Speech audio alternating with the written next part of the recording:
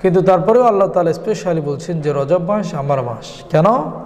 কারণ এই এমন একটি মাস, গুরুত্বপূর্ণ মাসের ভিতরে আমি আমার বন্ধু হাবিব পেয়ারা নবী হুজুর পাক নূর মুজাসসাম শফিউল মুজদামিন আনিসুল জালিমিন রহমতুল্লিল আলমিন, দয়ার নবী, কান্ডারি নবী, মায়ার নবী, যিনি উম্মতের জন্য আগেও কান্না করেছিলেন, এখনও রওজায়ে পাকে কান্না করছেন, এমন দয়াল নবী, দরদি নবী, যে তিনাকে আল্লাহ তার বাড়িতে এই রজব মাসে মেহমানদারিত্ব করতে নিয়ে গিয়েছিলেন। সুবহানাল্লাহ।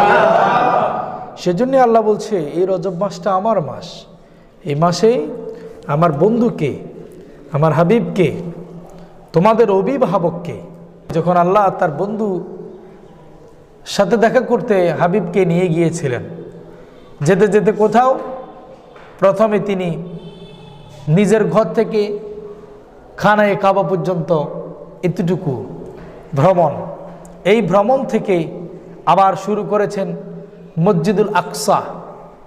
মসজিদুল আকসা, ওই মসজিদুল আকসা থেকে ভ্রমণ শুরু করেছেন প্রথম আসমানে। সুবহানাল্লাহ। ওখান থেকে ভ্রমণ শুরু করেছেন প্রথম আসমান ভেদ করে দ্বিতীয় আসমানে, দ্বিতীয় আসমান ভেদ করে তৃতীয় অ্যান্ড চতুর্থ, পঞ্চম, ষষ্ঠ, সপ্তম, সিদরাতুল মুনতাহা, ডাইরেক্ট পর্দার ভিতরে রব্বুল আলামিনের আল্লাহু আকবার। তো প্রথম আসমানে যখন গেলেন, আসমানের সিকিউরিটি দারওয়ান বলছে কে? জিবরিল আমিন বলছে কে? উনি হচ্ছেন আমাদের সকলের নবী, নূর নবী মুহাম্মদুর রাসূলুল্লাহ সাল্লাল্লাহু আলাইহি।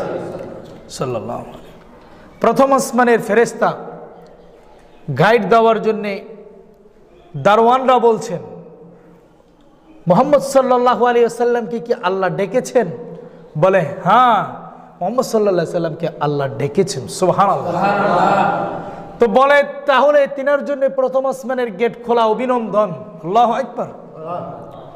বিভিন্ন সিকিউরিটি অতিক্রম করে পৌঁছে যাচ্ছেন কোথায়? গোটা পৃথিবী, ইহজগৎ ও পরজগতের স্রষ্টার সন্নিকটে। সুবহানাল্লাহ। সমস্ত স্তর ভেদ করে, সিকিউরিটি মেনটেন করে একে একে ধাপ অতিক্রম করে যাচ্ছেন স্বয়ং সচক্ষে রব্বুল আলামিনের দরবারে, তিনার সাথে কথা এবং দেখা। প্রথম আসমানে যখন আসলেন, ফেরেশতারা বলল জিবরিল আপনার সাথে কে এসেছে? বলে আমার সাথে আল্লাহর হাবিব মুহাম্মদুর রাসূলুল্লাহ সাল্লাল্লাহু আলাইহি ওয়াসাল্লাম এসেছে। বলে তিনাকে কি দাওয়াত করা হয়েছে? বলে হ্যাঁ, তিনাকে দাওয়াত করা হয়েছে, তিনার জন্য দরজা খোলাও। বিশাল আসমানের দরজা দুদিক থেকে খুলে দেওয়া হয়েছে। প্রিয় ভাইয়েরা, আমার বন্ধুরা আমার, যদি সম্মানের কথা বলতে যাই, আমার রাসূলের সম্মানের সাথে কারো সম্মানের মিল হবে না। রব্বুল আলামিন যখন তার বন্ধুকে আরশে আজিমে ডেকে বন্ধুত্ব করাবেন, আরশে আজিমের বিশাল গেটখানা খুলে দিয়ে ফেরেশতারা লাইনে লাইনে দাঁড়িয়ে গেল, আর আমার রাসূলকে মারহাবা ইয়া রাসূলুল্লাহ বলতে লাগলো। সুবহানাল্লাহ। এভাবে করে আমার রকেট, ওই রকেটের নাম হলো বোরাক, ওই বোরাকের উপরে আবার আমার রাসূল উঠলেন। জিবরিল বোরাকের লাগাম ধরলেন, জিবরিল ড্রাইভিং করছেন, আমার রাসূল সিটের উপরে বসে আছেন। ভ্রমণ করতে করতে আবার প্রথম আসমান থেকে দ্বিতীয় আসমানে যখন চলে গেলেন, দ্বিতীয় আসমানে যাওয়ার পরে ফেরেশতারা বলতে লাগলো জিবরিল আপনি কাকে নিয়ে এসেছেন, আপনার সাথে কে? ফেরেশতা জিবরিল বলল আমার সাথে আল্লাহর প্রিয় হাবিব মুহাম্মদুর রাসূলুল্লাহ সাল্লাল্লাহু আলাইহি ওয়াসাল্লাম। ফেরেশতারা বলছে আপনার বন্ধু, আল্লাহর বন্ধু মুহাম্মদুর রাসূলুল্লাহ সাল্লাল্লাহু আলাইহি ওয়াসাল্লামকে কি দাওয়াত করা হয়েছে কিনা? আল্লাহ কি তিনাকে ডেকেছেন কিনা? বলে হ্যাঁ, আল্লাহ তিনাকে ডেকেছেন। এই কথা বলার সাথে সাথে দ্বিতীয় আসমানের সমস্ত গেটগুলো খুলে আমার রাসূলের জন্য জায়গা হয়ে গেল। ওই সুশীতল জায়গা, সুন্দর জায়গা, দুদিক থেকে ফেরেশতারা দাঁড়িয়ে আছে, হুর গেলম্যানরা দাঁড়িয়ে আছে। আমার রাসূলের জন্য তারা সাল্লাল্লাহু দুরূদ পড়তে লাগলেন, আর আমার রাসূলকে বলতে লাগলেন মারহাবা ইয়া রাসূলুল্লাহ, মারহাবা ইয়া রাসূলুল্লাহ, মারহাবা ইয়া রাসূলুল্লাহ, মারহাবা ইয়া রাসূলুল্লাহ। আল্লাহু আকবার। अस्सलाम सबसे गुंबद के मकीन, अस्सलाम रहमतल लिल आलमीन। मरहबा या मरहबा या रहमतल लिल आलमीन। खुशखबरी জানাতে জানাতে প্রথম আসমান, দ্বিতীয় আসমান, তৃতীয় আসমান, চতুর্থ আসমান, পঞ্চম আসমান, সপ্তম, ষষ্ঠ, সপ্তম আসমান পর্যন্ত গিয়েছিলেন। সকল নবীরা, সকল রসুলরা আমার রসুলকে মারহাবা জানাতে লাগলেন। এবং এই সপ্তম আসমানে আমাদের জাতির পিতা হযরত ইব্রাহিম আলাইহিস সালাতু ওয়াস সালামের সাথে দেখা হয়েছে। দেখা করার পরে আমার রসুল বলল, আমি এখন আর কোন দিকে যাব? জিবরিল বলতে লাগলো, ইয়া রাসূলুল্লাহ, ইয়া হাবিবাল্লাহ, সপ্তম আসমানে কিন্তু আপনার মেরাজ শেষ নয়, সপ্তম আসমানের উপরে আরো আছে, ওইটার নাম হলো সিদরাতুল মুনতাহা। ওই সিদরাতুল মুনতাহা পর্যন্ত ফেরেশতারা যেতে পারবে। ওই সিদরাতুল মুনতাহা পর্যন্ত দুনিয়ার জমিনে যেই শহীদরা আল্লাহর রাস্তায় শহীদ হয়ে গিয়েছে তারা যেতে পারবে। আর কাউকে ওই সিদরাতুল মুনতাহার উপরে আর যাওয়ার কোনো অনুমতি নাই। ইয়া রাসূলুল্লাহ, ইয়া হাবিবাল্লাহ, কারো অনুমতি না থাকলেও কিন্তু আপনার অনুমতি আছে। আপনি আবারও সিদরাতুল মুনতাহা বেদ করে আরশে আজিমে পর্যন্ত পৌঁছে যাবেন। সুবহানাল্লাহ। এটা আমাদের নবী। কার নবী? আমাদের নবী, আওয়ার প্রফেট হযরত মুহাম্মদ মুস্তাফা সাল্লাল্লাহু আলাইহি ওয়াসাল্লাম। আমরা হলাম গুনাহগার বান্দা, গুনাহগার উম্মতের জন্য রাসূলুল্লাহ আগেও কান্না করেছিলেন। মায়ের উদর থেকে বের হয়ে দুনিয়ার জমিনে সন্তানেরা কান্না করে দুধের জন্য, আলোর জন্য, বাতাসের জন্য, গরমের জন্য, ঠান্ডার জন্য। আর আমার রাসূল মায়ের উদর থেকে বের হয়ে সিজদায় পড়ে গুনাহগার উম্মতের জন্য কাঁদতে লাগলেন। যখনও কেঁদেছিলেন তখনও কেঁদেন, এখনো সোনার মদিনায় কাঁদেন, গুনাহগার উম্মতের জন্য এখনো কাঁদেন। ওই দয়ার নবী, মায়ার নবী আরশে আজিমে যাওয়ার পরে আল্লাহর সাথে সচক্ষে দেখা হয়েছে। সুবহানাল্লাহ। আল্লাহকে দুনিয়ার কোন মানুষ যদি দেখে তার জন্য খানা পিনা আর কিছুর প্রয়োজন নাই। যেখানে আল্লাহর সাথে বান্দার দেখা হয়েছে, বান্দার জন্য আর জান্নাতের কোনো প্রয়োজন নাই, জাহান্নামের প্রয়োজন নাই, টাকার প্রয়োজন নাই, পয়সার প্রয়োজন নাই। বান্দা তখন আল্লাহকে পাওয়ার পরে দুনিয়া আখিরাতের সব কিছু পেয়ে গিয়েছে, আর কোনো কিছু পাওয়ার বাকি নাই। বান্দা তখন মহা আনন্দে দুনিয়ার সমস্ত দুঃখ কষ্ট ভুলে গিয়ে বান্দা তার আনন্দের চিত্তে জান্নাতের ভিতরে ঘুর খাবে, আরাম ফরমাবে।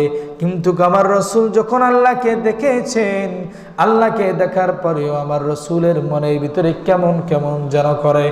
আমার রসুলকে আল্লাহ রাব্বুল আলামিন যখন বিদায় দিল, হে রসুল, আপনাকে আমি বিদায় দিয়ে দিলাম, আপনি এখন আবার পুনরায় দুনিয়ার জমিনে চলে যান। আমার রসুল যখন দুনিয়ার জমিনে চলে আসবে, আল্লাহ রাব্বুল আলামিনের বাড়ি থেকে বের হওয়ার সময় রসুলের মন খারাপ। সুবহানাল্লাহ। কার বাড়িতে গিয়েছে?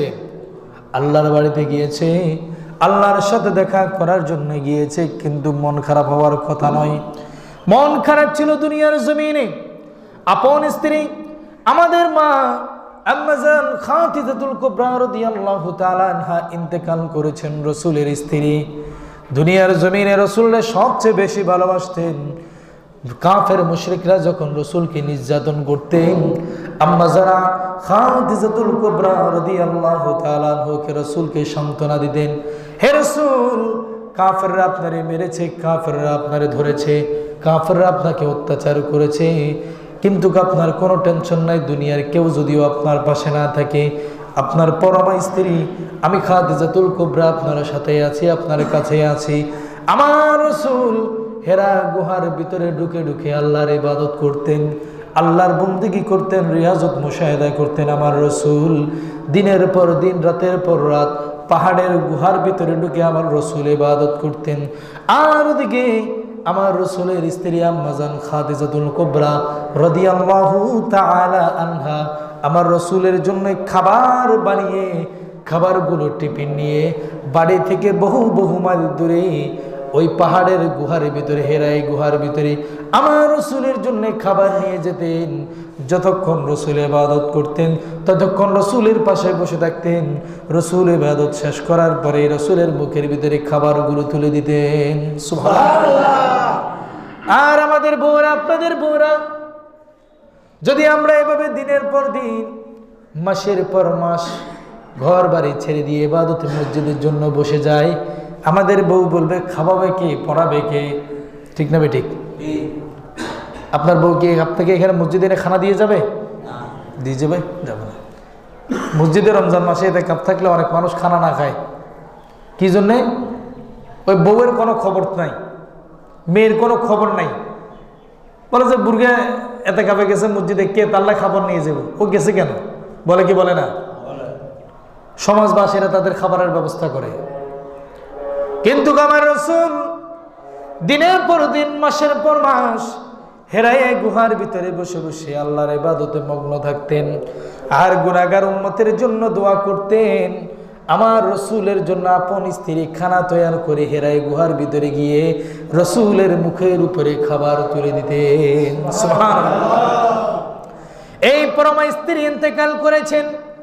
চাচা আবু তালেব, যিনি সবচেয়ে বেশি আমার রসুলকে আদর করতেন, ভালোবাসতেন, স্নেহ মায়া মমতা করতেন, এই চাচাও কিন্তু একই মাসে ইন্তেকাল করেছে। রসুল এই দুনিয়ার ভিতরে একা হয়ে গিয়েছে, এতিম হয়ে গিয়েছে। জন্মের 6 মাস পূর্বে বাবা মারা গিয়েছে। পেট থেকে দুনিয়ার জমিনে আসার পরে দেখতে পেলেন বাবা নাই। দুনিয়ার জমিনে এসে দেখতে পেলেন তিনি এতিম, বাবা নাই, মার কাছে তিনি হয়েছেন। মার কাছে যখন হয়েছেন 6টি বছর যাওয়ার পরে পরে আমার রসুলের মা, আমাদের মা আমেনা রাদিয়াল্লাহু তাআলা আনহাও ইন্তেকাল করেছেন। ছোট্ট 6 বছরের শিশুকে রেখে যখন মাও ইন্তেকাল করেছেন, বাবাও জন্মের আগে ইন্তেকাল করেছেন।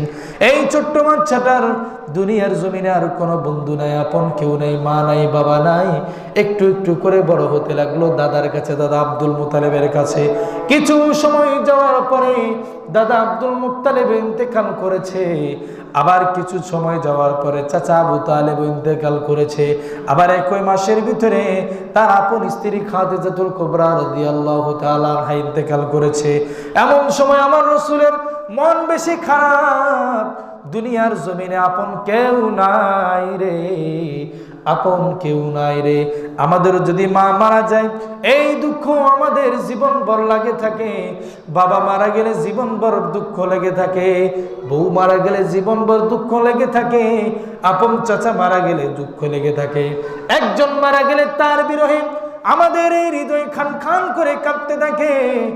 আর আমার রসুলের চাচাও নাই, মাও নাই, বাবাও নাই, দাদাও নাই, আপন তোমার স্ত্রীও নাই। আল্লাহু আকবার পড়েন। কেউ নেই দুনিয়াতে, কেউ নাই। কেউ না থাকলেও মনটা কিন্তু কারোর জন্য কাঁদে না, মন কাঁদে উম্মতের জন্য। সুবহানাল্লাহ পড়েন। কেউ না থাকলেও কারোর জন্য কাঁদে না, উম্মতের জন্য মন কাঁদে, উম্মতের জন্য কান্না করে।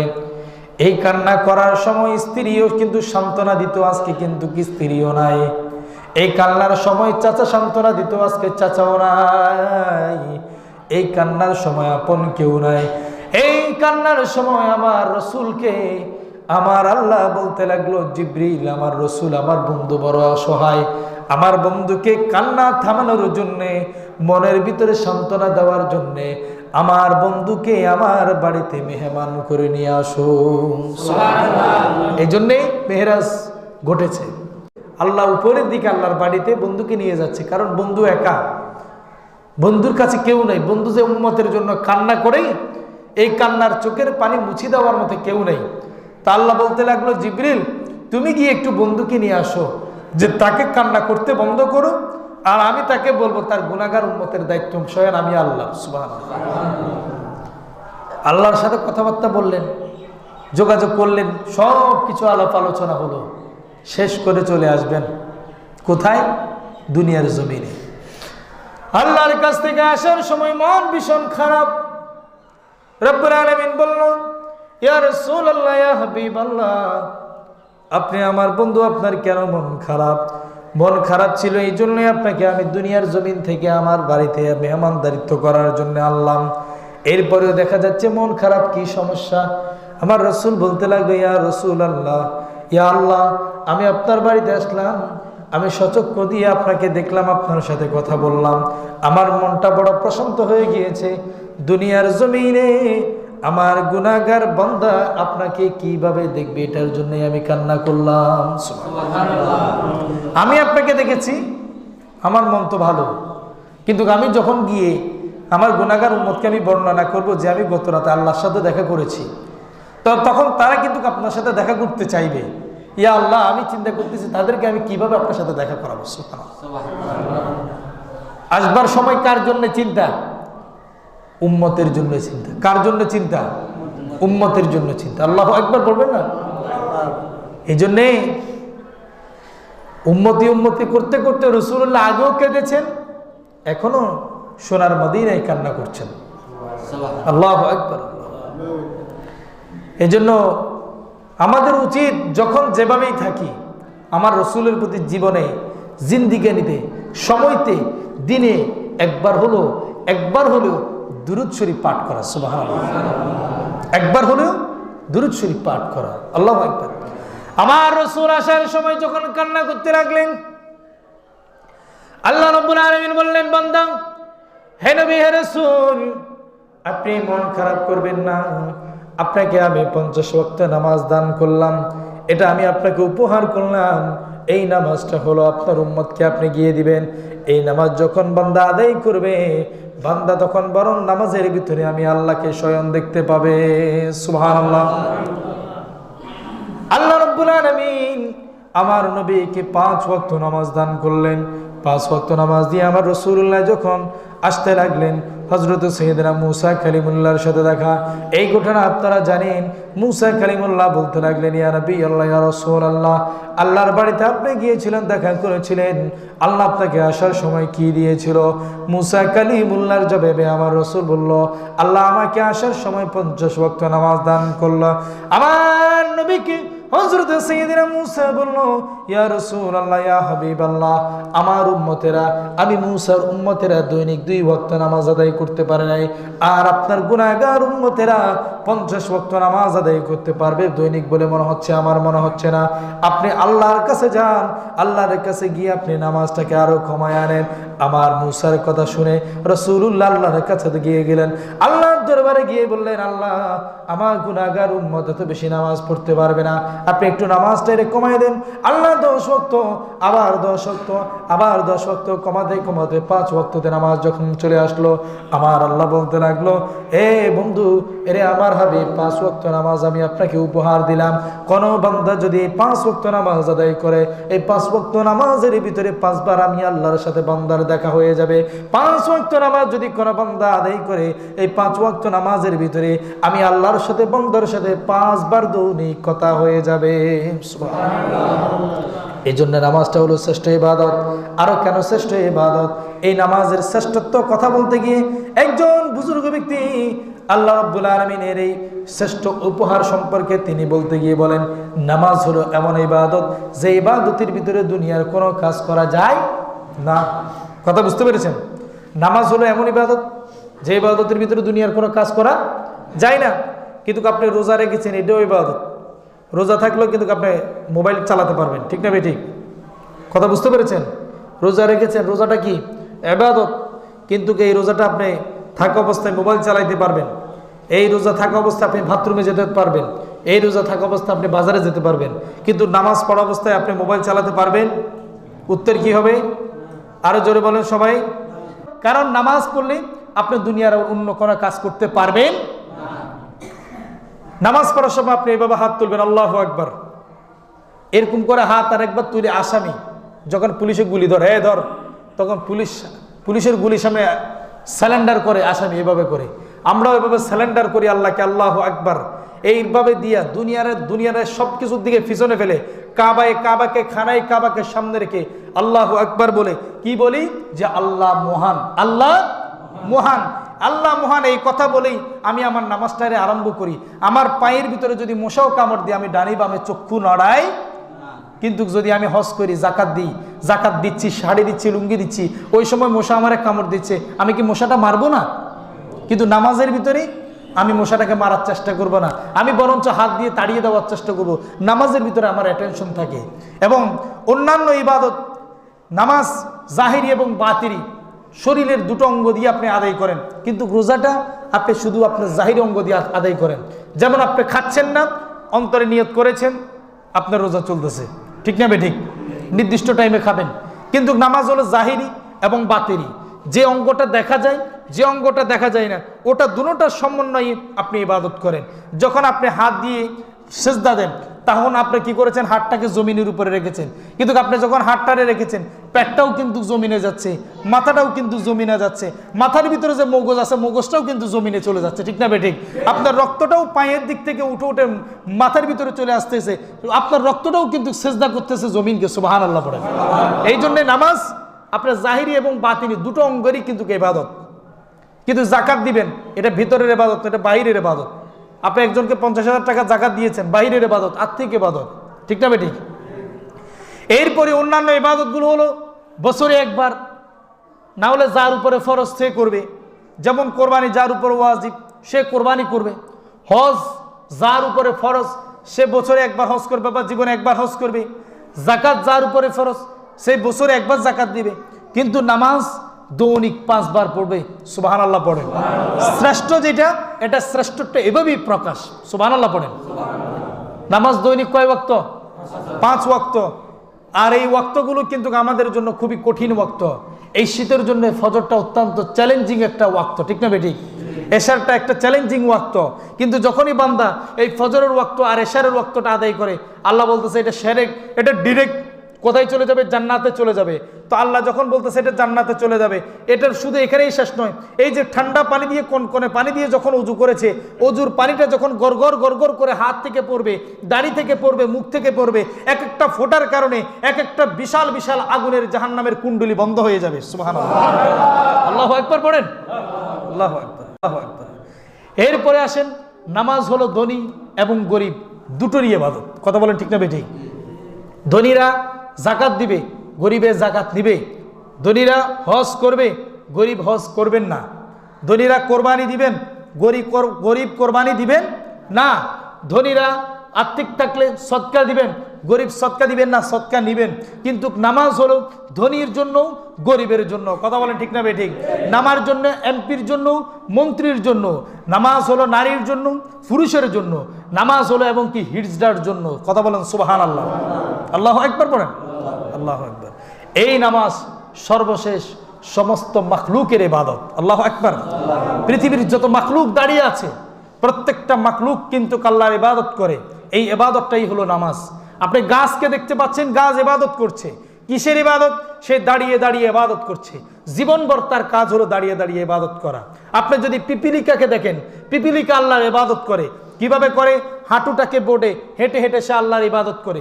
আপনি যদি ব্যাংকে দেখেন, ব্যাংক বসে বসে আল্লাহর ইবাদত করে, বসা অবস্থায় থাকে। আপনি যদি গরুকে দেখেন, গরুর মাথা বাঁকার দিকে থাকে, কুকুরের মাথা বাঁকার দিকে থাকে, বিড়ালের মাথা বাঁকা হয়ে থাকে, তারা সেজদারত অবস্থায় আল্লাহর ইবাদত করে। সুবহানাল্লাহ পড়েন। সমস্ত প্রাণীর বৈশিষ্ট্যের ইবাদতটা এই নামাজের ভিতরে। কথা বুঝতে পেরেছেন? হাতি তার বিশাল একটা দেহ দিয়ে তার সুরটারে নিচের দিকে নামাই রাখে। ওটা কি সোজা থাকে? সোজা থাকে? নিচের দিকে থাকে। এটাও আল্লাহর ইবাদতে সেজদা অবস্থায় লিপ্ত আছে। সুবহানাল্লাহ পড়েন। ঠিক প্রত্যেকটা প্রাণীর, প্রত্যেকটা মাখলুকাতের ইবাদতের সমন্বয় হচ্ছে এই নামাজ। এই নামাজটাই একজন বান্দা যখন 2 রাকাত নামাজ আদায় করে, পৃথিবীর যত বস্তু আল্লাহর ইবাদত করছে, যত বস্তু আল্লাহর যে ইবাদত করছে না কেন, একজন বান্দা যখন 2 রাকাত নামাজ পড়ে, ঠিক তখনই তিনি পৃথিবীর কোটি কোটি প্রাণীর ইবাদতকে এট এ টাইম উনি শেষ করে ফেলেছেন। সুবহানাল্লাহ। এজন্যই নামাজ হলো শ্রেষ্ঠ ইবাদত। নামাজ কি ইবাদত? শ্রেষ্ঠ ইবাদত। নামাজ ফেরেশতাদেরও ইবাদত। এক একজন ফেরেশতার এক একটা দায়িত্ব। কারো দায়িত্ব হলো যে দাঁড়িয়ে দাঁড়িয়ে সারা জীবন আল্লাহর তাসবিহ পাঠ করবে। কারো দায়িত্ব হলো সেজদায় দিয়ে জিন্দিগানিভর আল্লাহর তাসবিহ পাঠ করবে। কারো দায়িত্ব হলো রুকু অবস্থায় জীবনভর আল্লাহর তাসবিহ পাঠ করবে। কারো দায়িত্ব হলো সালাম ফিরানো অবস্থায় জীবনভর আল্লাহর ইবাদত করবে। কারো দায়িত্ব হলো হাতকে এভাবে বেঁধে আল্লাহর ইবাদত করবে। কিন্তু একজন মানুষ যখন নামাজ পড়ে তিনি গোটা পৃথিবীর যত ফেরেশতারা যত রকমের ইবাদত করে সমস্ত ইবাদতগুলো তিনি ওই 2 রাকাত নামাজের ভিতরে করে ফেলেছেন। সুবহানাল্লাহ। নামাজ পড়লে কারে দেখা যায়? আল্লাহকে দেখা যায়। কিন্তু আমাদের নামাজে আল্লাহকে দেখা যাবে না। আমাদের নামাজে তো আল্লাহকে তো দূরের কথা, পিছন থেকে একটা বুলেট মারলে ওটাও দেখা যাবে না। কিন্তু প্রকৃত নামাজি যখন নামাজ পড়ে তখন সেই নামাজের সিজদার ভিতরে কারে দেখা যায়? আল্লাহকে দেখা যায়। সুবহানাল্লাহ পড়বেন না? দুনিয়ার যেই মানুষ যেভাবে চাইবে আল্লাহ তারা ঠিক ওইভাবে পরিচালনা করবে। একজন হিন্দু মানুষ আমাকে কিছুদিন আগে একটা কথা বলেছিলেন, বলে যে হুজুর আমার এক স্যার ছিলেন, তিনি আমাকে বলেছিলেন, আমার ওই কথাটা মনে আছে, আপনার সাথে আমি শেয়ার করছি। কি কথা? বলে যে ওই স্যার বলতে লাগলেন ধর্ম ক্লাসের ভিতরে দুনিয়ার যেই মানুষটা যেভাবে চলতে চাইবে আল্লাহ তারে ঠিক সেভাবেই পরিচালনা করবে। ঠিক একই রকমের কথার উদাহরণ যদি আমি দিতে চাই, ওই শুদ্ধ মানুষটার কথা, এখান থেকে কোনো একজন মানুষ ঢাকায় যাবেন, উনিও যাবেন ঢাকায়, উনিও যাবেন ঢাকায়, আমিও যাব ঢাকায়। কিন্তু দেখা গেল উনি হলেন মাস্টার আবুল কাশেম সাহেব আর আমি হলাম সাধারণ মুয়াজ্জিন সাহেব, উনি হলেন এই এলাকার চেয়ারম্যান সাহেব। ধরেন কথার কথায় উনি ঢাকায় যাবেন, উনি প্লেন ভাড়া করে ঢাকায় যেতে পারেন, ঠিক না বেঠিক? যেহেতু ওনার অট্টালিকা টাকা পয়সা আছে, উনি চাইলে একটা প্রাইভেট কার নিয়ে ডিরেক্ট ঢাকায় চলে যেতে পারেন, আর আমাকে ঢাকায় যেতে হলে লোকাল বাসে যেতে হবে। কিন্তু সবাই যাবেন কোথায়? ঢাকায়। সকলের গন্তব্যস্থান কোথায়? ঢাকায়। কিন্তু এই ঢাকায় একজনই আল্লাহ পৌঁছিয়ে দিবেন 3 জন বান্দাকে, এক একজনকে এক একটা ক্যাটাগরিতে। কেন?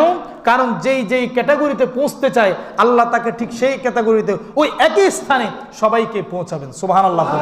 ঠিক আমাদের আসল মঞ্জিল, আমাদের আসল বাড়ি, আমাদের আসল স্থান হলো কবর। এই কবরের ভিতরে যেই যেভাবে যেতে চায় আল্লাহ ঠিক তাকে সেভাবেই পৌঁছাবেন। কেউ যদি বলে আমি জিন্দিগানি ভর গাঞ্জা খাবো আর গাঞ্জা খেতে খেতে আমার মরণ হবে, আল্লাহ বলল ঠিক আছে, এটা আমি কলম দিয়ে লিখে রাখলাম, গাঞ্জা খাওয়া অবস্থায় অতিরিক্ত গাঞ্জার কারণে তোমার মৃত্যু হয়েছে, এটাই পাবলিকের ভিতরে ঘোষণা হবে। কথা বলেন ঠিক না বেঠিক? কেউ যদি বলে আমি শহীদ হতে চাই, আল্লাহ বলবে ঠিক আছে, যুদ্ধের ময়দানে আমিও আমার রসুলের জন্য তোমাকে আমি শহীদ করাবো, শহীদ অবস্থায় তুমি মরণ করবে। সুবহানাল্লাহ পড়েন। কেউ যদি বলে আমি নামাজ অবস্থায় মরতে চাই, তো নামাজের ভিতরে তার মরণ হবে। কেউ যদি বলে আমি ফাঁসি দিয়ে মরতে চাই, তো ফাঁসি দিয়ে মরবে কোনো না কোনো একটা কারণে। কেউ যদি বলে আমি স্বাভাবিক মৃত্যু চাই, তার তো স্বাভাবিক মৃত্যুই হবে। কেউ যদি বলে না আমি অস্বাভাবিক মৃত্যু চাই, কাউকে না বলে এই পৃথিবী থেকে আমি বিদায় নিতে চাই, সবার সাথে আমার অভিমান, সবার সাথে আমার রাগ, ঠিক আল্লাহ তাকে ওইভাবেই ওই আখিরাতের মঞ্জিলে পৌঁছাবেন। সুবহানাল্লাহ পড়েন। আমাদের চাওয়া কি? আমাদের পাওয়া কি? আমাদের চাওয়া এবং পাওয়া হলো সেজদার ভিতরে আমরা থাকবো, মালাকুল মউত এসে সেজদা অবস্থায় আমাদের রূহখানা বের করে নিয়ে যাবেন। সুবহানাল্লাহ। কথা বলেন ঠিক না বেঠিক? তাহাজ্জুদের নামাজে দাঁড়াবো, মালাকুল মউত এসে আমরা যখন সেজদা দিব আমাদের রূহ নিয়ে যাবে। মালাকুল মউত রূহ নিয়ে যাবে কোথায়? আরশে আজিমে। ওই আরশে আজিমে পৌঁছানোর আগে আগে আল্লাহ বলবো যে ওখান থেকে তারা ডিরেক্ট জান্নাতের ভিতরে ঢুকিয়ে দাও। আমরা এমন মৃত্যু চাই কি চাই না? এমনই মৃত্যু চাই। আল্লাহ যদি আমাদেরকে কবুল করে, আমাদের ইচ্ছার উপরে, নিয়তের উপরে নির্ভর করলে আল্লাহ আমাদেরকে সেই স্থান পর্যন্ত পৌঁছিয়ে দিবেন। কথা বলেন ঠিক না বেঠিক? তাহলে আমাদের মেরাজের শ্রেষ্ঠ ইবাদত আমরা কি পেলাম? নামাজ। কি পেলাম? এখানে আরো অনেক কথা আমি রেখে দিয়েছি।